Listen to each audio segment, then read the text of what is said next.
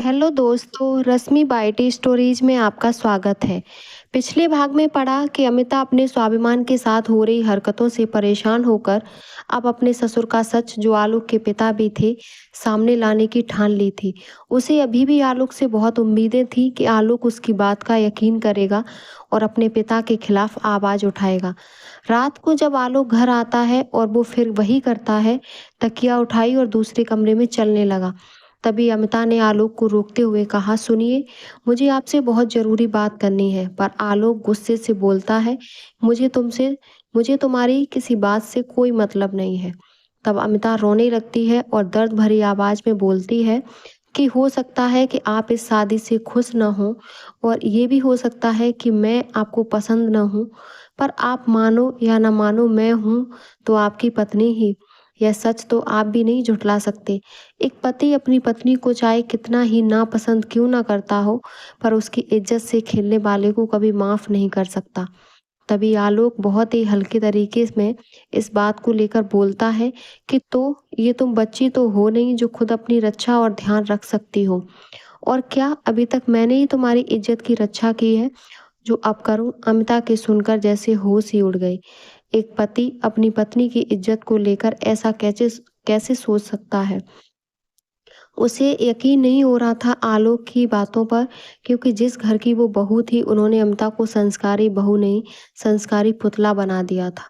और खुद उनका लड़का ऐसी गंदी और बेशर्मी वाली बातें कर रहा था। अमिता को आलोक की इतनी ही बात सुनकर समझ जाना चाहिए था कि आलोक उसकी कोई मदद नहीं करने वाला, पर वो नहीं मानी। और मानती भी कैसे? बात जो उसकी इज्जत की थी, आलोक को परवाह हो या ना हो, पर अमिता को खुद की इज्जत की परवाह थी।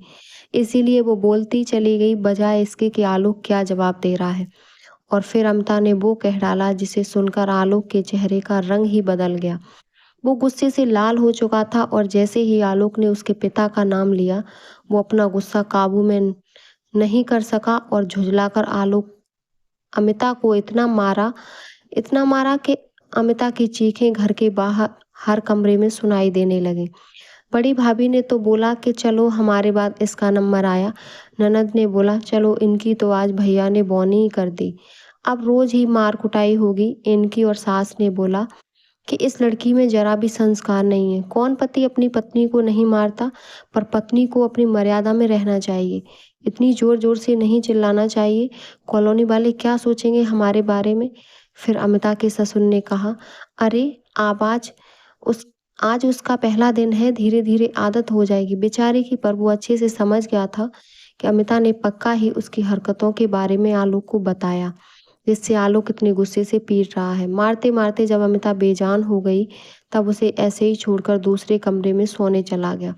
अगली सुबह तक अमिता ऐसे ही जमीन पर पड़ी रही। जब उसकी आंख खुली तो उसने देखा कि सुबह के 8 बज चुके थे। वो एक पल को भूल गई थी कि कल रात उसके साथ क्या हुआ था। पर जैसे ही वो जल्दी में उठी, उसके शरीर के जख्मों के दर्द ने याद दिलाया कि उसको कल आलोक ने कितनी बुरी तरह से पीटा है। फिर भी वो संस्कारी बहू होने के फर्ज को निभाती रही। वो जल्दी जल्दी नहाकर नीचे गई और पूजा की, फिर भागकर रसोई घर में जाने लगी। तो बड़ी भाभी ने जो उसका हाथ पकड़कर बाहर निकाला, वो दंग रह गई। अरे भाभी, आप ऐसा क्यों कर रही हो? मुझे माफ कर दीजिए, आज आंख जरा देर से खुली, पर मैं जल्दी ही सबके लिए खाने मैं कुछ बना बना देती हूँ। तू बहाने मत बना, मैं सब जानती हूँ कि तू रात भर क्या करती है और इधर आकर नाटक दिखा रही है। अमिता पढ़ी लिखी थी, तू जैसे शब्द उसे बिल्कुल अच्छे नहीं लगते थे, और ससुराल में ऐसी इज्जत। पर फिर भी वो चुप रही, पलटकर जवाब नहीं दे सकती थी, बात जो संस्कारों की थी।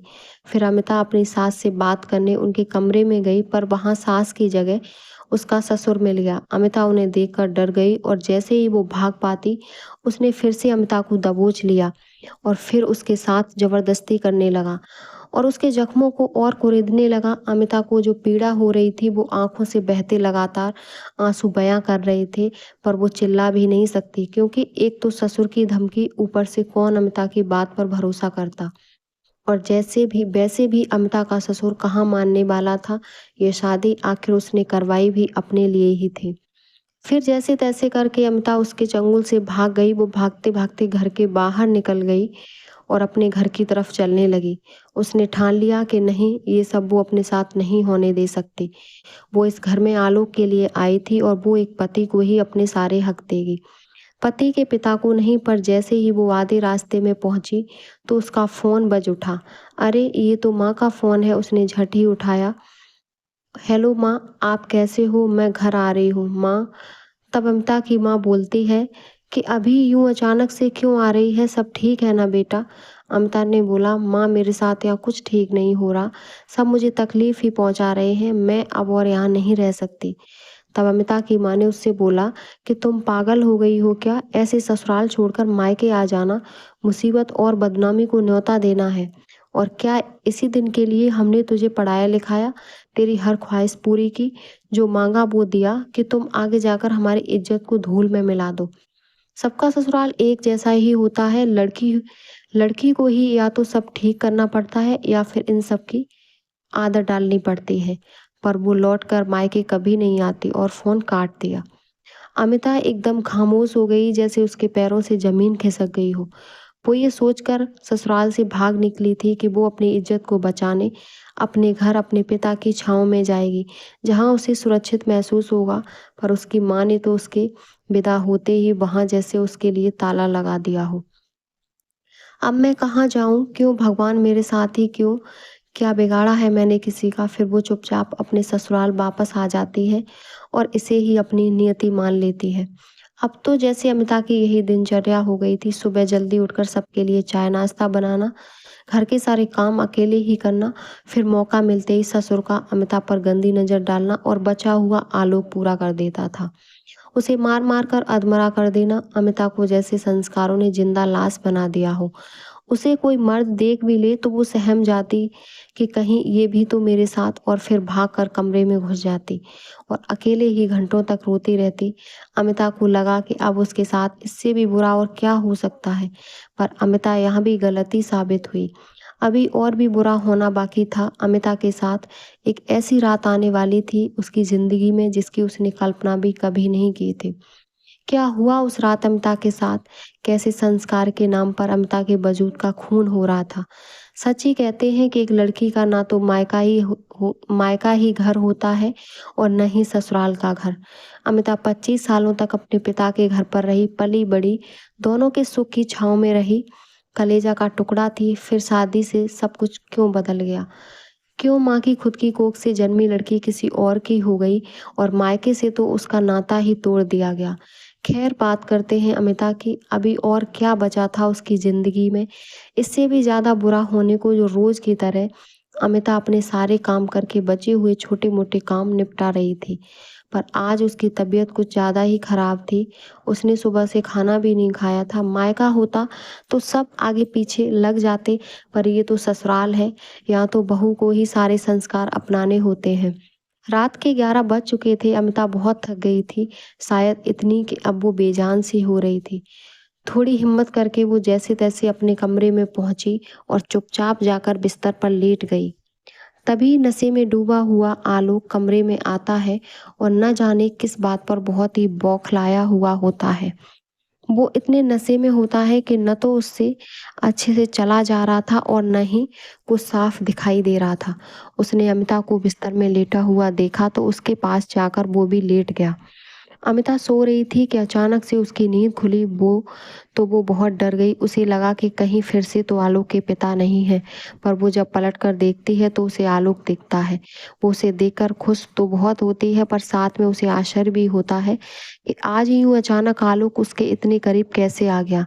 पर वो इतनी थकी थी, उसने आलोक से न कुछ नहीं पूछा, बल्कि वो बहुत खुश हुई कि उसकी जिंदगी में शादी के बाद कुछ तो अच्छा हुआ। वो आलोक को अपने करीब देखकर बहुत खुश हुई। शादी की रात जब आलोक उससे मुंह मोड़कर दूसरे कमरे में जाकर सो गया था, आज इतने दिनों बाद वो रात मुकम्मल होने जा रही थी। पर अचानक से आलोक की जुबान से कुछ ऐसा निकल गया जिसे सुनकर अमिता एक बार फिर से होश उड़ गए। अमिता ने सोचा था शादी के इतने दिनों बाद ही सही, पर आलोक ने उसे अपना लिया है। पर वो कैसे भूल गई कि ये रात अगर मुकम्मल हुई भी है तो आलोक के नशे में, और फिर आलोक को मेरे साथ होने पर मेरा नाम लेना चाहिए। फिर ये आयुषी कौन है? आलोक के साथ की अपनी पहली रात में किसी और लड़की का नाम सुनने के बाद भी अमिता चुप रही, पर उसने अपने मन में ठान लिया था कि वो इस आयुषी के बारे में पता लगाकर ही रहेगी। फिर अगली सुबह आलोक ऑफिस के लिए निकलता है और उसके पीछे पीछे अमिता भी निकल पड़ती है। जैसे ही अमिता आलोक का पीछा करती है तो आलोक ऑफिस जाने से पहले एक घर की तरफ जाता है। अमिता भी उसके पीछे उस घर में पहुंच जाती है। अमिता देखती है कि उस घर में एक औरत अकेले रहती है। फिर आलोक कमरे के अंदर चला जाता है। फिर अमिता बात की सच्चाई जानने के लिए उस घर के अंदर तो नहीं जा पाती, पर जिस कमरे में आलोक और वो लड़की साथ होते हैं वहां की एक खिड़की में खड़े होकर सारा तमाशा चुपचाप देखती रहती है। वो लड़की आलोक की बाहों में होती है और आलोक भी उसे प्यार भरी नजरों से देखता है। वो बहुत देर तक आपस में बात करते हैं, फिर दोनों ही घर से निकलकर आलोक के ऑफिस के लिए चल देते हैं। अमिता फिर से उनका पीछा करने लगती है, पर उसके मन में ये बात तो साफ हो गई थी, आलोक इसीलिए उसे पसंद नहीं करते क्योंकि उनका इनका इस लड़की के साथ चक्कर चल रहा है और शादी तो सिर्फ घर वालों के कहने पर की है। अमिता अंदर ही अंदर रोती है। उसे ये सब देखकर यकीन ही नहीं हो रहा था कि जैसे कितना कुछ संस्कारी लड़का कैसे पैदा हो गया, जिसके घर वालों ने तो मुझे संस्कार के नाम पर पुतला बना दिया, और ये आलोक यकीन नहीं हो रहा। फिर आलोक और वो लड़की ऑफिस पहुंच जाते हैं और दोनों एक दूसरे का हाथ पकड़े हुए ऑफिस के अंदर चले जाते हैं। फिर अमिता भी जैसे ही ऑफिस पहुंचती है और अंदर जाने लगती है तब वहां का नौकर उनसे पूछता है कि मैडम आप कौन? तब अमिता उसे बताती है कि मैं आलोक सर की पत्नी हूँ, और वो जोर से हंसता है और उसे बोलता है कि क्या मैडम आपने सुबह से ही चढ़ा रखी है क्या? कोई ज़रूरी काम हो तो बताओ, नहीं तो चलते बनो। तब अमिता फिर उसे गुस्से से बोलती है कि मैं ही आलोक सर की पत्नी हूँ जो अभी अभी अंदर गए हैं। तब नौकर भी गुस्से से बोलता है कि हाँ वही आलोक सर हैं जो अंदर गए हैं, पर आप पत्नी आयुषी मैडम के साथ। इतना सुनकर जैसे अमिता को दिन में ही तारे दिख गए हों। आयुषी मैडम उनकी पत्नी है। तब नौकर बोलता है कि हाँ आलोक और आयुषी मैडम की शादी हुए 2 साल हो गए हैं और आयुषी मैडम ही आलोक सर की पत्नी है। तब अमिता वहां उससे कुछ बिना बोले ही बेसुध होकर धीरे धीरे घर की तरफ चलने लगी। वो समझ ही नहीं पा रही थी अब वो क्या करे। इतना कम दुख था उसकी जिंदगी में कि अब ये भी, और लड़की के साथ चक्कर तो मान सकती हूँ पर पत्नी, वो भी 2 साल से, मतलब मैं इनकी दूसरी पत्नी हूँ। पर अगर ऐसा ही करना था आलोक को तो उन्होंने मुझसे शादी क्यों की? मेरी ज़िंदगी क्यों बर्बाद की? और अब क्या होगा मेरा? ना तो मैं मायके की हूँ ना ससुराल की, और न ही अब आलोक की ही रही। अमिता की ज़िंदगी में एक के बाद एक धोखों ने लड़ी लगा दी। वो एक गम को भूल नहीं पा रही थी कि दूसरा पहले ही बिना बताए उसके पास आ जाता। अमिता बहुत बुरी तरह से फंस चुकी थी क्योंकि माँ ने तो मायके के दरवाजे पहले ही बंद कर दिए थे, और ससुराल के लोग उसे इंसान नहीं संस्कारी पुतला समझते थे, और ससुर तो हर वक्त उसे दबोचने की ताक में रहता। एक बची थी उम्मीद आलोक से, तो उसने भी दूसरी औरत का नाम देकर पूरा कर दिया। चलिए जानते हैं अमिता खुद को हारा हुआ मानकर जब घर पहुंचती है तो वो अपने आप को कमरे में बंद करके जोर जोर से रोती है। उसकी आवाज हर कोई सुन सकता था, पर भला अमिता की चिंता किससे थी? उन लोगों ने तो जैसे सुनकर भी अनसुना कर दिया। फिर जैसे तैसे अमिता ने खुद को संभाला और आलोक से साफ साफ बात करने की सोची। रात का वक्त हुआ, आलोक कमरे में आया और फिर तकिया उठाया और बाहर की तरफ चलने लगा। तभी अमिता ने उससे पूछा कि ये आयुषी कौन है? आयुषी का नाम अमिता के मुंह से सुनकर आलोक के तो जैसे चेहरे के रंग ही उड़ गए। आलोक ने बात को घुमाते हुए कहा, कौन आयुषी? किसकी बात कर रही हो तुम? तब अमिता ने बोला कि वही आयुषी जिसके साथ आप रोज ऑफिस जाते हैं। आलोक हैरान हो गया कि अमिता को आयुषी के बारे में कैसे पता चला। ये बात तो खुद आलोक ने अपने परिवार वालों को 2 सालों तक नहीं बताया। फिर ये बात अमिता को कैसे पता चली? उसने बोला कि मैं किसी को नहीं जानता और तुम भी मुझसे फालतू की बात मत करो। और बिना कोई बात सुने अमिता आलोक दूसरे कमरे में जाकर सो गया। अमिता हैरान होकर उसे देखती रही कि बड़ा अजीब इंसान है, कितना ही झूठ है। लोग तब झूठ बोलते हैं कि जब उनका सच किसी के सामने ना आ जाए, पर ये सच के सामने होते हुए भी इतना नाटक। क्या संस्कार दिए हैं इनके माँ बाप ने, और क्या संस्कार मिले हैं इनके माँ बाप को। फिर वो मन में सोचती है कि जिस तरह मुझे आलू की पहली शादी के बारे में नहीं पता था, हो सकता है कि आयुषी भी आलोक की दूसरी शादी के बारे में न जानती हो, क्योंकि अगर आयुषी आलोक से प्यार भी करती हो या ना भी करती हो, पर खुद के होते हुए दूसरी शादी करवाना इसके लिए तो कभी नहीं मानेगी। मर जाएगी पर मानेगी नहीं, क्योंकि कल रात जो भी किया आलोक ने मेरे साथ, उसके बाद तो कोई पत्नी बर्दाश्त न करे। मैं भले ही आलोक को जानती नहीं और नहीं कभी बात की, और प्यार तो बहुत दूर की बात है, पर किसी और औरत के साथ तो कभी देख भी नहीं सकती। कुछ करना होगा, ये सच तो सबके सामने लाना ही होगा। मन में ऐसे सवाल जवाब कर रहे अमिता अगली सुबह का इंतजार करने लगी। अगली सुबह अमिता ने अपने सारे काम निपटाए और आलोक के ऑफिस जाने का इंतजार करने लगी। पर आलोक भी बहुत होशियार था। उसे कल अमिता की बातें सुनकर रात भर नींद नहीं आई। उसके मन में हजारों ख्याल आ रहे थे। इसीलिए उसने एक प्लान बनाया जिससे अमिता के हर सवाल से बचा जा सकता था। आज आलोक ऑफिस क्यों नहीं जा रहे? समय तो हो गया है। अब तो उन्हें देर भी हो रही है। अमिता आलोक को ऑफिस न जाते हुए देखकर बार बार परेशान हो रही थी। फिर अचानक से बाहर एक टैक्सी आकर खड़ी हो गई। उससे ड्राइवर उतरकर आया और उसने पूछा कि यहाँ आलोक सर कौन है। तब आलोक तुरंत बाहर आता है और उस ड्राइवर से बोलता है कि अरे तुम आ गए, थोड़ा इंतजार करो, मैं बस सामान लेकर अभी आया। अमिता हैरान हो जाती है कि कहीं आलोक घर छोड़कर तो नहीं जा रहे। वो तुरंत पास खड़ी अपनी सास से पूछती है कि माँ जी, आलोक कहाँ जा रहे हैं, वो भी इतनी सुबह यूं सामान लेकर। तब अमिता की सास ने बोला, अरे आलोक ने तुझे नहीं बताया कि वो ऑफिस की ट्रेनिंग के लिए विदेश जा रहा है कुछ महीनों के लिए। अमिता की आंखें फटी की फटी रह जाती हैं। विदेश, वो भी ट्रेनिंग पर? कैसे? यूं अचानक से? तब अमिता की सास अमिता को ताने मारकर कहती है, हाँ तो क्या तुझे कार्ड भिजवाए या तुझसे इजाज़त लेकर जाए? काम है तो जाना ही पड़ेगा ना। फिर अमिता भागकर आलोक के पास जाती है और उससे कल रात अपने सवालों के लिए माफ़ी मांगने लगती है कि उसे कल रात के सवालों के लिए इतनी बड़ी सजा ना दें। वो कैसे रहेगी उसके बिना, और उसकी शादी को तो अभी 1 महीना भी नहीं हुआ। फिर न जाने कब तक के लिए वो विदेश जा रहा है। आलोक उसे गुस्से से बोलता है कि मैंने तो तुमसे साफ बोल दिया था कि तुम मेरी पत्नी कभी नहीं बन सकती। तुम सिर्फ इस घर की बहू हो, तो अपने संस्कारी बहू होने के फर्ज को निभाओ और मुझे जाने दो। अमिता आलोक के पैरों में गिर जाती है और जोर जोर से रोकर उसे अपने रिश्ते की दुहाई देती है। पर आलोक उसकी एक नहीं सुनता और सामान उठाकर चला जाता है। अमिता भागी भागी अपनी सास, भाभी, नंद सबके पास जाती है। उनके पैरों में गिरती है और सबसे भीख जैसे मांगने लगती है कि कोई तो आलोक को रोक लो, वो उनके बिना नहीं रह पाएगी। पर उसकी बातों को कोई नहीं सुनता और सब वहाँ से चले जाते हैं। अमिता खुद को एक लाचार और बेबस इंसान से ज़्यादा नहीं समझती, क्योंकि जिस तरह वो सबसे भीख मांग रही थी, मानो ऐसा लग रहा था कि अमिता खुद को खो चुकी है। उसका आत्मसम्मान तो लगता है इन लोगों ने कौड़ियों के दाम में बेच डाले। अब अमिता के सोचने समझने की शक्ति ही खत्म हो गई थी। पति छोड़कर चला गया, माँ ने मायके के दरवाजे बंद कर लिए। ससुराल में रही तो ससुर का हर रोज शिकार बनूंगी। बाहर कहीं गई तो घर की इज्जत डूब जाएगी। मरना चाहती हूँ, पर अगर मर गई तो उससे भी बदनामी होगी। ना जाने ये लोग कौन सा इल्ज़ाम लगा दें मुझ पर, जिसका भुगतान मेरे माँ बाप और बहन को करना पड़े।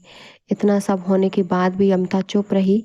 ऐसे ही दिन बीतने लगे। फिर एक दिन अमिता के साथ कुछ ऐसा हुआ जो उसकी ज़िंदगी को और भी नर्क बना देने वाला था। पिता के घर से विदा होने के बाद ससुराल की दहलीज में पैर रखते ही अमिता की ज़िंदगी नर्क हो गई। अब वो न मायके की रही न ससुराल की। जिसके भरोसे अपना आंगन छोड़कर रहने आई थी, वो खुद उसे छोड़कर मीलों दूर चला गया।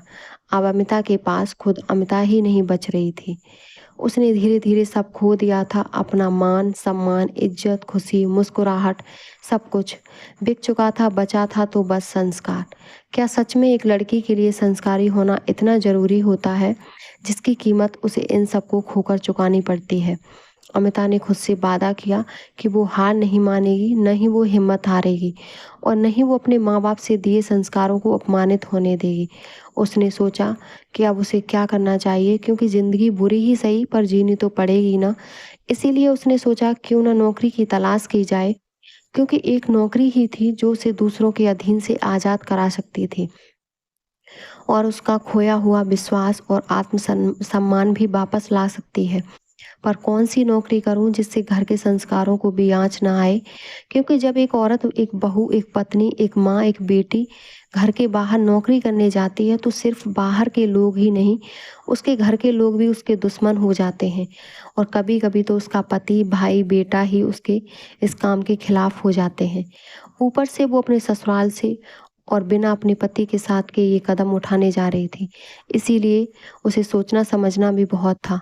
खैर, अगले दिन की सुबह अमिता जल्दी उठकर अपने सारे फर्ज पूरे करके बाहर नौकरी की तलाश में निकल गई।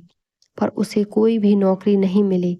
कुछ जगह उसे साफ मना कर दिया गया तो कुछ जगह रात में काम करने के लिए कहा गया। पर एक संस्कारी बहू के लिए रात में काम करना, अरे ऐसे तो किसी भी बहू के लिए भी नहीं है। तो फिर संस्कारी हजारों सवालों के साथ साथ हजारों पहरे भी खड़े हो जाएंगे। अमिता धीरे धीरे अब टूटने लगी थी। पर कहते हैं ना, जब भगवान सारे दरवाजे बंद कर देता है तो एक उम्मीद की किरण कहीं ना कहीं से दिखाई ही देता है। उसे एक स्कूल दिखी जहाँ पर उसे एक शिक्षिका की नौकरी पर रख रख लिया गया, और जो संस्कारी बहू होने के फर्ज के अंदर ही था। पर अमिता के मन में ये सवाल बार बार आ रहा था कि वो इस स्कूल में नौकरी तो कर रही है, पर इसके बदले उसे बहुत ही कम पैसे मिलेंगे। पर अगर वो किसी कंपनी में काम करती तो इससे कहीं ज़्यादा मिलते। पर मैं तो एक संस्कारी बहू हूँ और ये मेरे लिए तो क्या किसी के लिए भी मुमकिन नहीं है। पर इनका लड़का तो न जाने कितने ही दिनों के लिए विदेश में जाकर नौकरी कर रहा है, पर उस पर कोई सवाल नहीं होगा। होगा भी कैसे? आखिर वो लड़का जो है, संस्कार तो बस हम औरतों के लिए ही है। मन में ऐसे हजारों सवालों को सोचते सोचते वो घर पहुंच जाती है और अपने कमरे में जाकर लेट जाती है। कमजोरी और चक्कर आने लगते हैं। वो लेटी ही रहती है कि अचानक से उसे बहुत उल्टियां होती हैं और वो बेहोश हो जाती है। फिर सब उसे डॉक्टर के पास लेकर जाते हैं और जब अमिता को होश आता है तो उसे पता चलता है कि वो माँ बनने वाली है। ये बात सुनते ही वो बहुत खुश होती है। उसकी आंखें भर आती हैं और न चाहते हुए भी अमिता के लिए एक उम्मीद जाग जाती है कि शायद ये बच्चा ही उसके और आलोक के रिश्ते को अच्छा कर सकता है। क्योंकि एक इंसान, एक पति कितना भी बुरा क्यों ना हो, पर एक पिता अपने बच्चे के लिए दुनिया की पूरी दौलत लुटा सकता है। पर ये खबर वो आलोक को बताई कैसे? क्योंकि आज तक तो आलोक ने उससे बात तक नहीं की, तो उसका नंबर तो बहुत दूर की बात है। और ससुराल में बोले भी तो किसे, पर उसने बहुत हिम्मत करके अपनी नंद से ये बात बोली कि वो अपने आलोक भैया को कॉल करे और उन्हें ये खुशखबरी दे। तो उसने भी इस बात का फायदा उठा के अपना नेक मांग लिया कि भाभी, आपका ये पहला बच्चा है और आपने मुझे कुछ भी नहीं दिया। तब अमिता ने बोला कि मेरे पास तो अब कुछ भी नहीं बचा है, सब पहले ही मैंने माँ जी को दे दिया, अब तो मैं क्या दे सकती हूँ। तब अमिता की नंद ने बोला, अरे अभी बचा है ना भाभी आपके हाथ की अंगूठी, इसे आप मुझे दे दीजिए।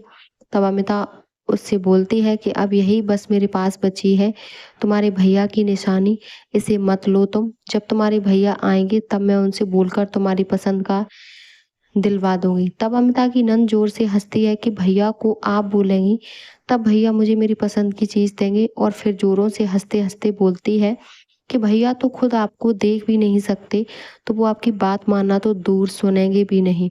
और फिर जब भैया आएंगे तब आप ही उन्हें खुद बता देना। और फिर इतना कहकर वो चली गई।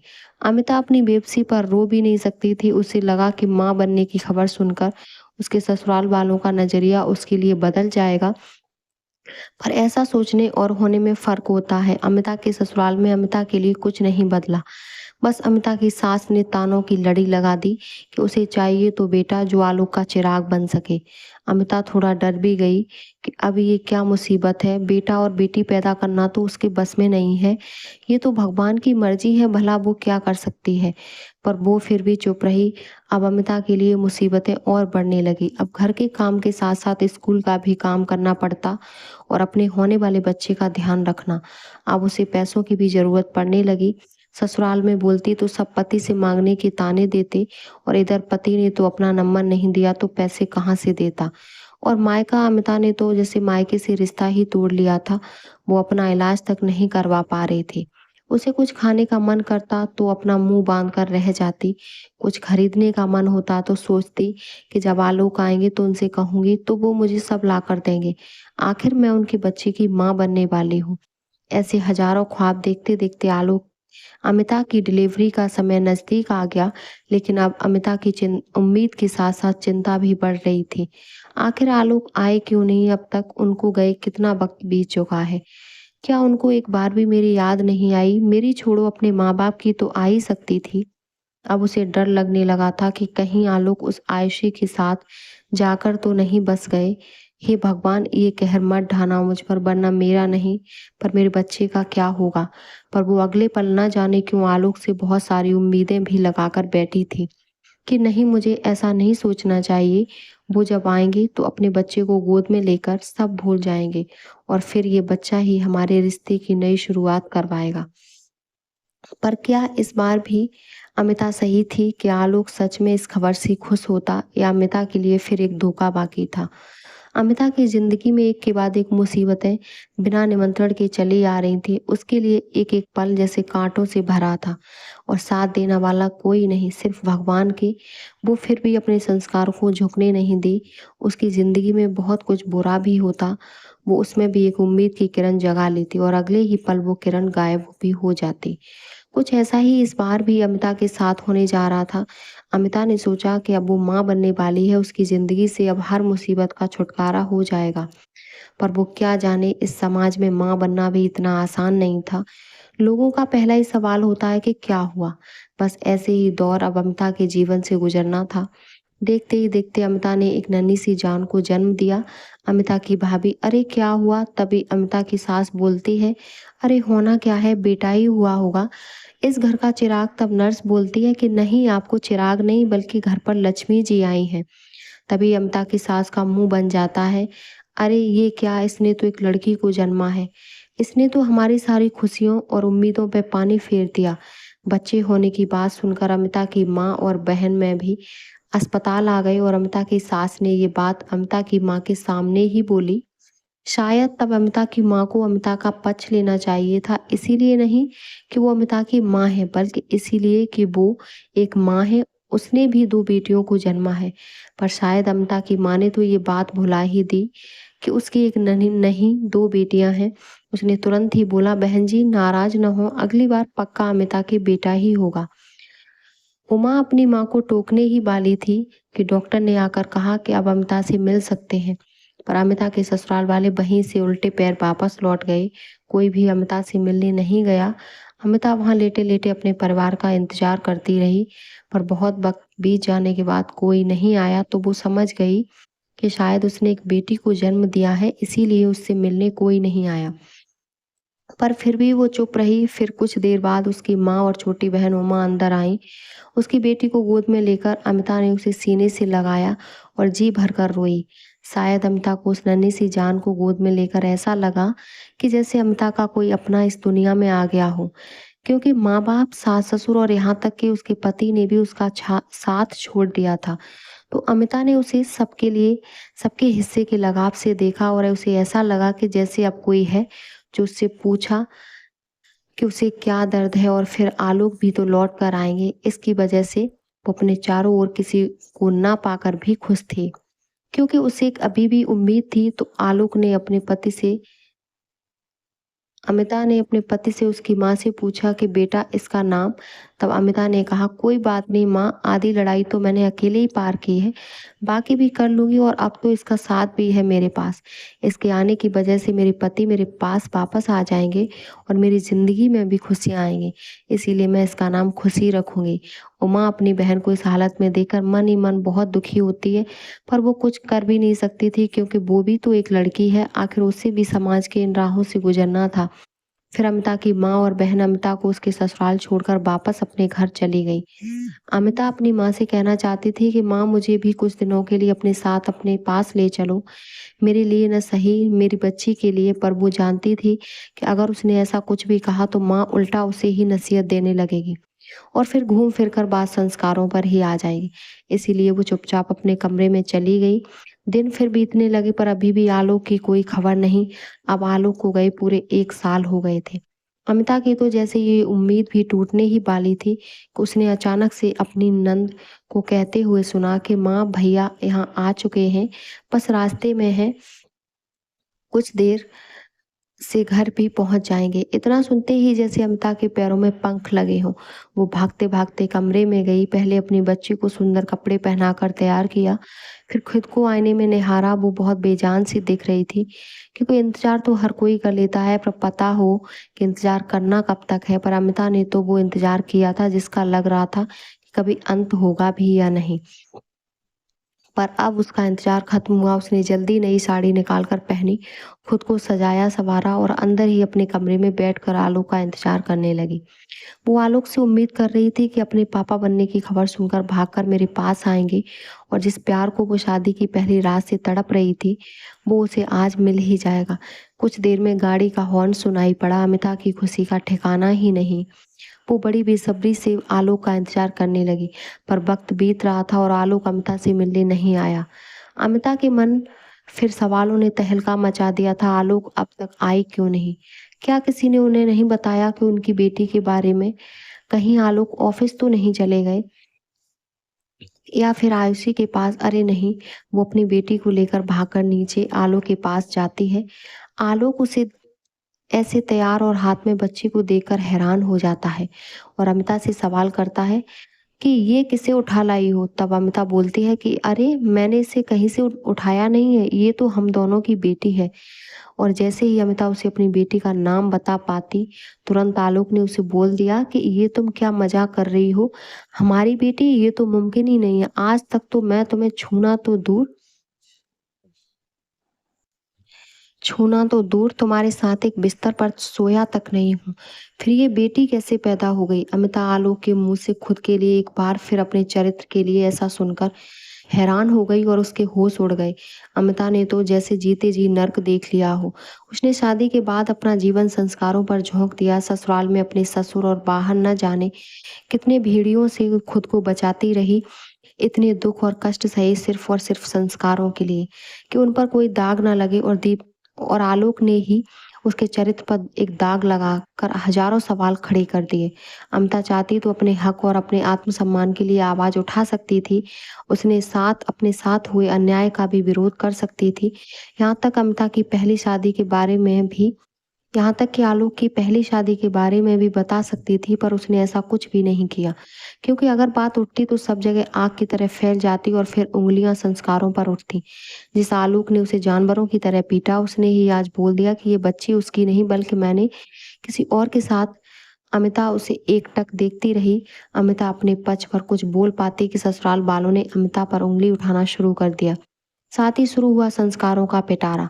अमिता की सास अमिता से पहले से ही चिड़ी हुई थी, क्योंकि अमिता ने उसे दादी तो बनाया था, पर आलोक का चिराग न दे सकी। इसीलिए अमिता अपने बारे में कोई सफाई दे पाती कि अमिता की सास ने उसका हाथ पकड़कर उसे घर से बाहर निकाल दिया। साथ ही निकाल दिया तो उस मासूम बच्ची को, जिसने अभी ढंग से अपने पिता को देखा तक नहीं था। अमिता बहुत देर तक दरवाजे के पास खड़ी होकर चिल्लाती रही, रोती रही, गिड़गिड़ाती रही कि बस एक बार मेरी बात सुन लो। पर उसकी बात का किसी ने कोई न तो जवाब दिया और न ही ध्यान दिया। अमिता अब बीच मझधार में बुरी तरह फंस गई थी। न उसे मायके में आने की इजाजत थी और न ससुराल वालों ने तो दरवाजे ही बंद कर दिए। एक पल को उसने फिर आत्महत्या के बारे में सोचा, लेकिन गोद में उस मासूम बच्ची का ख्याल उसे ये करने की इजाजत न दिया। वो परेशान होकर इधर उधर देखने लगी। फिर उसने हार कर अपने मायके का रास्ता चुना। उसने मन में सोचा कि अगर बात सिर्फ मेरी होती तो शायद मैं मर जाती, पर बात मेरी बच्ची की है, जिसे मैंने इतने दर्द दर्द से होकर भी पैदा किया है। मैं इस पर कोई आंच नहीं आने दूंगी। और वो घर पहुंच जाती है। दरवाजा अमिता की छोटी बहन उमा खोलती है और अमिता को देखकर बहुत खुश होती है और माँ को आवाज लगाती है। माँ ने अमिता को देखा, न जाने क्यों उसे अमिता के दर्द का एहसास हुआ। उसने तुरंत अमिता से पूछा कि क्या बात है, सब ठीक है? ऐसे तुम अचानक से? अमिता ने बात संभालते हुए कहा, अरे माँ, सब शादी में गए हुए हैं और अकेले मेरा मन नहीं लग रहा था, और शादी के बाद मैं पहली बार तो आई हूँ। 3-4 दिनों में वापस चली जाऊंगी। ऐसी बातें अमिता के मुंह से सुनकर अमिता के पिता ने अमिता की माँ को जोरों से डांटा कि तुम ये कैसे सवाल कर रही हो बेटी से? ये उसका ही घर है, जो वो जब चाहे आ जा सकती है और जब तक मन करे वो यहाँ रह सकती है। अमिता ने अपने पिता के मुँह से ये बात सुनकर खुद के आँसू को रोक नहीं सकी और उनसे गले लगकर रोने लगी। पिता ने सोचा कि शायद बहुत दिनों बाद देखा है इसीलिए थोड़ा भावुक हो गई है। अमिता की माँ शादी के बाद अमिता की क्या समझाती थी और क्या कहती थी, इस बात की खबर न तो अमिता के पिता को थी और न ही अमिता की छोटी बहन को। फिर अमिता ने कुछ पल की राहत भरी सांस ली, पर क्या ये राहत कुछ पल की ही थी? अमिता के लिए जी हाँ, क्योंकि अब अमिता के साथ वो दिन आने वाला था जिससे अमिता की इतने दिनों की खामोशी अब जवाब देने वाली थी।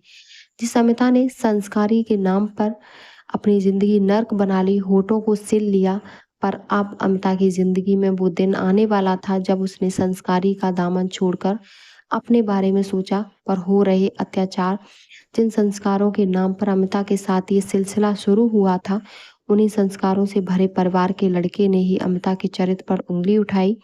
अमिता ने अपनी सारी उम्मीदें तो तोड़ ही दी थी, साथ ही छोड़ दिया था तो अपने वजूद को। वो भी न चाहते हुए भी अपने मायके गई, जहां उसे उसकी ही माँ ने आने से साफ मना कर दिया था। पर अब अमिता सिर्फ उनकी बेटी ही नहीं बल्कि खुद एक बच्ची की माँ बन चुकी थी। इसीलिए उसे अपनी बच्ची के लिए जो सही लगा उसने वो किया। एक दिन सुबह अमिता अपनी बेटी के साथ बाहर बैठकर खेल रही थी, तभी अचानक से घर के बाहर एक बड़ी महंगी कार आकर खड़ी हुई। अमिता उस गाड़ी को बहुत आश्चर्य से देख रही थी। वो पूछने के लिए आगे बढ़ ही रही थी कि अमिता की माँ ने अमिता को रोक दिया और कहा कि ये उमा के रिश्ते वाले हैं, तुझे ऐसे बिना दामाद जी के देखेंगे तो हजार सवाल करेंगे, इसीलिए तुम अपनी बच्ची को लेकर अंदर कमरे में चली जाओ, मैं इन्हें देख लूंगी। अमिता अपनी माँ के मुंह से खुद के लिए ऐसी बातें सुनकर हैरान नहीं हुई, क्योंकि शादी के बाद तो माँ ने उसे न जाने कितनी ही ऐसी ही नसीहत दे दी थी।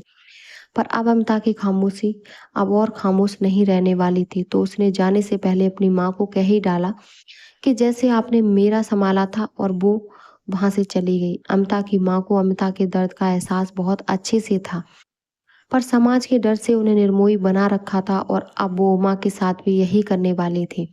अमिता की माँ ने उन्हें घर के अंदर बुलाया। अमिता के पिता ने अमिता की माँ से अमिता के बारे में पूछा, तो अमिता की माँ ने बहाने बनाकर बात को टाल दिया। अमिता बहुत देर तक अंदर ही उमा के ससुराल वालों को सुनती और देखती रही। अमिता बहुत देर तक अंदर से ही उमा के ससुराल वालों को सुनती और देखती रही। उमा देखने भी लोगों की भीड़ के साथ ही लड़का आया था और वही संस्कारों का खेल। अमिता चुप रही। फिर कुछ देर बाद उमा चाय लेकर आई। लड़के की माँ ने अमिता की माँ से उमा की माँ सब जानकारी निकालना शुरू कर दिया। अमिता फिर भी चुप रही। संस्कारों का खेल भी लगभग लड़के की भाभी ने शुरू कर दिया था। मामी, चाची, दादी और लड़के की बहन सबने अपनी जी हुजूरू उमा से चालू करवा दी। अमिता ये सब देखकर बहुत दुखी हो रही थी, क्योंकि उसे ये सब देखकर ऐसा लग रहा था कि जो उसके साथ हुआ है वो सब अब उमा के साथ होने जा रहा है। अमिता का दखल देना शायद अमिता की माँ को पसंद नहीं आता, इसीलिए वो चुप रही। पर उमा अमिता नहीं थी और उसने अमिता की हालत देखी थी शादी के बाद, इसीलिए उसने एक पल नहीं गवाया और सबके सामने लड़के से अकेले से मिलने की बात बोल दी। तो फिर यहाँ से शुरू हो गया लड़के वालों के संस्कार। लड़के की दादी ने बोला, हाय कैसी बेशर्म लड़की है, जिसे ये तक नहीं पता कि बड़ों के सामने कैसे बात करना चाहिए। भाभी, मामी, चाची सबने अपना अपना कोटा पूरा कर दिया। अब बची लड़के की माँ। उसने भी अपने लड़के को संस्कारी बताते हुए बोला, आज तक मेरा लड़का तो किसी लड़की को आंख उठाकर देखता तक नहीं है, तो अकेले में मिलना, हमने तो अपने बेटे को ऐसे संस्कार नहीं दिए जैसे आपने अपनी बेटी को दे दिए। फिर अमिता की माँ ने उमा को ही डांटकर चुप कराने की कोशिश की। तभी लड़के ने अपने खोखले संस्कारों का परिचय देते हुए बोला कि चलो माँ, मुझे ऐसी लड़की से शादी नहीं करनी जिसे संस्कारों की भी इज्जत करनी ना आती हो। तभी अंदर से एक ऊंची आवाज आई, तो माँ का पल्लू पकड़ और निकल मेरे घर से। सब आश्चर्य होकर अमिता को देखने लगे। अमिता के पिता, बहन और माँ। लड़के की माँ बोला कि तुम कौन हो जो हमसे ऐसे बात कर रही हो। तब अमिता ने अपने अंदर सालों से दबी पड़ी खामोशी को निकाल दिया और जो जवाब दिया उसे हम सब ध्यान से सुनते हैं। तो अमिता ने कहा कि एक संस्कारी बहू जैसे आप जैसे ही लोगों ने संस्कार के नाम पर जीता जागता एक पुतला बना दिया। आप जैसे ही संस्कार का पाठ पढ़ाने वालों ने मेरी हंसती खेलती जिंदगी नर्क बना दी। आप जैसे संस्कारों की दुहाई देने वालों ने मेरी मासूम सी भी बच्ची की परवाह नहीं की और उसे घर से निकाल दिया। और आप सास जो हर बात पर बेटा बेटा कर रही हैं, आपने भी तो एक लड़की को पैदा किया है, उसके संस्कारों का क्या? उसको ये संस्कार दिए हैं कि जब एक लाचार भाभी उसे अपनी छोटी बहन समझकर उससे मदद मांगे तो वो मदद करने की भी कीमत लगा दे। और दादी जी, आपने तो पूरी दुनिया देखी है ना, तो आपको तो आने वाली नई बहू को समझाना और सहारा देना चाहिए। तो उल्टा आप उसे सबके तानों और नौकरानी की तरह काम करवाएंगे। और भाभी जी, आपको तो भाभी माँ कहा जाता है, जिसका मतलब होता है घर पर सास के साथ एक और माँ का आशीर्वाद मिलना। तो क्या आप अपने साथ हुए अत्याचारों को अपनी छोटी देवरानी पर भी दोहराने देगी? और ससुर जी, आप, लड़की अपने पिता का घर छोड़कर अपने पति के घर आती है कि उसे वहां उसके पिता का आसरा मिलेगा, तो आप क्या बहू को बेटी न समझकर उस पर अपनी गंदी नजर डालेंगे? और बचे तुम, संस्कारी बेटा, जिसने अभी अभी मेरी बहन को क्या बोला कि तुम ऐसी लड़की से शादी नहीं करोगे जो संस्कारों का मान न रखे। कि सच ये है कि तुमने खुद न जाने कितने सालों और शादी कर रखी हो, या रात में दारू के नशे में पत्नी को पत्नी ना समझकर उसे जानवरों की तरह से एक तरह पीटना, या एक रात अपनी हवस पूरी करने के लिए उसे खिलौने की तरह उसके जज्बातों से खेलना और फिर उसके माँ बन जाने पर भूल जाना कि मैंने उसे कब छुआ। क्या ये संस्कार है आपके घर के, जो आप हर घर में जाकर संस्कारों का ढिंडोरा पीटते हैं? हम इतने संस्कारी न सही, पर घर को बाप बेटी का घर, रिश्ता इंसान को इंसान और छोटे बड़े सबका लिहाज करते हैं। अमिता के पिता और बहन अमिता की ऐसी बातें सुनकर सब समझ गए कि अभी अभी जो कुछ भी अमिता ने कहा है वो सब उस पर बीत चुकी है। और माँ एकटक अमिता को बोलते हुए निहारती रही। आज तो उसकी भी हिम्मत नहीं थी कि वो अमिता को बीच में टोक सके, क्योंकि आज उसे अमिता के दर्द का एहसास हुआ था। जब अमिता बोलते बोलते रोने लगी, तब उसकी माँ, जिसने हर वक्त अमिता को नसीहत दी कि चुप रहने की, समझौता करने की, उसने सबसे पहले लड़के वालों को घर से निकाल दिया। फिर अमिता का हाथ पकड़कर उसे ऐसी जगह ले गई जिसे देखकर अमिता के होश उड़ गए। अमिता ने पूछा, माँ पुलिस स्टेशन पर यहाँ क्यों? माँ, मुझे कोई रिपोर्ट नहीं करवानी। तब अमिता की माँ ने अमिता को सीने से लगाया और समझाया कि बेटा, तुम तो बर्दाश्त कर गई अपने माँ बाप, बहन और संस्कारों के लिए, और आज तुम्हारी वजह से एक लड़की एक और अमिता बनते बनते बच गई। पर अगर इन लोगों को सबक नहीं सिखाया गया तो न जाने संस्कारों के नाम पर ऐसे दरिंदे कितनी और अमिता बना डालेंगे। इसीलिए तो मैं सिर्फ अपने लिए नहीं, बल्कि न जाने अपनी जैसी कितनी अमिता बन चुकी होंगी और बनने वाली होंगी, उनकी जिंदगी बचाने के लिए तुम्हें ये कदम उठाना पड़ेगा। इसके बाद अमिता ने उनके खिलाफ रिपोर्ट करवाई और पुलिस के साथ अपने ससुराल पहुंची। तभी अमिता की नंद ने दरवाजा खोला और अमिता के साथ पुलिस को देखकर उसके चेहरे का रंग उड़ गया और उसके मुंह से बस इतना ही निकला कि माँ, अमिता भाभी आई हैं। कि तभी अमिता की सास ने बोला, अरे ला मिट्टी का तेल, इसे जिंदा जलाकर सारी समस्या ही खत्म कर देती हूँ। और इस तरह खुद अमिता के ससुराल वालों ने पुलिस को सबूत भी दे दिया अमिता के साथ हो रहे अन्याय का।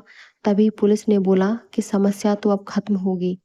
तुम सबको जेल भेजने के बाद सब अमिता के साथ पुलिस को देखकर हैरान हो गए और सब अपनी अपनी बात से पलटने लगे और अमिता पर ऐसे प्यार लुटाने लगे जैसे कभी कुछ हुआ ही नहीं। पर कहते हैं ना कि झूठ चाहे कितने ही लोगों की भीड़ में क्यों ना हो, सच की हल्की झलक उस पर भारी पड़ ही जाती है। और पुलिस ने तो खुद अमिता की सास के मुंह से अमिता के लिए सब सुन लिया था। फिर अमिता ने सबके खिलाफ गवाही दी और आलोक की पहली शादी का सच भी सबके सामने आया। सब आलोक से नजर नहीं हटा रहे थे। फिर पुलिस ने आलोक की पहली पत्नी बुलवाई। उसे देखकर अमिता ने उसके पास जाकर एक बात पूछी, क्या तुम्हें पता था कि आलोक दूसरी शादी कर रहे हैं? तब आयुषी आलोक की तरफ गुस्से से देखने लगी और जोरों से एक थप्पड़ मारा और चिल्लाते हुए पूछा कि ये सब क्या है। फिर पुलिस के पूछने से आयुषी ने सबको सच बताया कि वो और आलोक आज से 3 साल पहले शिमला में कंपनी मीटिंग पर मिले। वहीं हमारी जान पहचान हुई, फिर हमें एक दूसरे से प्यार, और फिर आलोक शादी का रिश्ता लेकर मेरे घर आ गया और हम सबसे कहा कि उसके घर वाले इस प्रेम विवाह को स्वीकार नहीं करेंगे, इसीलिए वो ये शादी उनके खिलाफ जाकर कर रहा है और हम दोनों अलग से एक घर लेकर रहेंगे। और आज हम 3 सालों से साथ रह रहे हैं। मैंने आलोक से कई बार कहा कि वो अब तो मुझे अपने घर ले जाए, पर उसने हमेशा अपनी बीमार माँ का वास्ता देकर मुझे चुप करा दिया। और तो और आलोक ने आज तक अपनी बेटी तक को अपने घर वालों से नहीं मिलवाया। इतना सब सुनकर अमता की माँ और तो और आलोक के परिवार वालों के होश उड़ गए। तब अमता की माँ ने आलोक की माँ से पूछा कि बहन जी, मेरी बेटी ने तो सिर्फ अपने संगीत पर सिर पर आंचल नहीं रखा था, तो आपने और आपके पूरे परिवार ने मेरी बेटी पर संस्कारों का तमाशा बना दिया था। अब आपके बेटे को मैं कौन सा इनाम दूं जो उसने संस्कारों का मान रखकर अपने घर की इज्जत में चार चांद लगा दिए। और एक बात, आपने मेरी बेटी को इतना भला बुरा बोला कि उसने एक लड़का नहीं बल्कि उसने एक लड़की को जन्म दिया, जो कि ये सब भगवान के हाथों में होता है। फिर भी इसका इल्जाम आपने मेरी बेटी पर लगाया। और अब आपने अपने बेटे को क्या कहेंगी जिसने तो दूसरी औरत के साथ भी एक लड़की को ही जन्म दिया। इसमें किस चीज़ की कमी है जो उसकी दोनों औलाद एक लड़की ही हुई। मैं बताती हूँ आपको, उसमें कमी है संस्कारों की, जिसे आप लोगों ने दूसरे के घरों में दूसरों की बहू बेटियों में ढूंढते ढूंढते खुद अपने बेटे को देना भूल गए। फिर अमिता ने आलोक पूछा कि आपको सब याद है कि हम उस रात एक से हो गए थे, फिर आपने अपनी बेटी को क्यों नहीं स्वीकार किया। तब आलोक ने कहा, मैं आयुषी से बहुत प्यार करता हूँ। उस दिन मेरा और आयुषी का बहुत झगड़ा हो गया था और मैं नशे में था, गलती से ही, पर मैं तुम्हारे करीब आ गया, पर पता नहीं कहाँ से तुम्हें आयुषी का पता चला और अगले दिन तुम हम दोनों के बारे में सब सच जान चुकी थी। इसीलिए मैंने तुरंत विदेश जाने का बहाना किया और तुम्हारे सवालों से छुटकारा मिल गया। मुझे तब आयुषी ने बोला, तुम विदेश कब गए? तुम तो 1 साल से यही मेरे पास हमारे साथ हो, हमारे घर पर रह रहे हो। लो, आलोक का एक और संस्कार सबके सामने आ गया। फिर आलोक ने बोला कि अगर मैं ये मान लेता कि हम उस रात एक हो गए थे और ये बेटी भी मेरी है, तो आयुषी मुझे छोड़कर चली जाती। तभी आयुषी उसे बोलती है कि छोड़कर चली जाती? मैंने तुम्हें छोड़ दिया, तुमने सिर्फ मेरी ही नहीं, अमिता की भी जिंदगी बर्बाद कर दी। एक बार अमिता तुम्हें माफ भी कर दे, पर मैं तुम्हारे खिलाफ सारे आरोप लगाऊंगी, तुम्हें कोर्ट से लेकर जाऊंगी और तुमसे डाइवोर्स भी लूंगी। और वो कहाँ और वो वहां से चली जाती है। फिर अमिता आलो के पास जाती है और उससे कहती है कि तुम्हें तुम्हारे कर्मों की सजा मिल गई, और हाँ, तुमने पिता की भावनाओं से खेलने की कोशिश की और 2 लड़कियों की जिंदगी बर्बाद की। ना तो देखो, भगवान ने तुम्हें इस भावनाओं की और बेटी की अहमियत समझाने के लिए तुम्हें भी 2 बेटियों का पिता बनाया, जिससे लड़की का दर्द तुम्हें पता चल सके।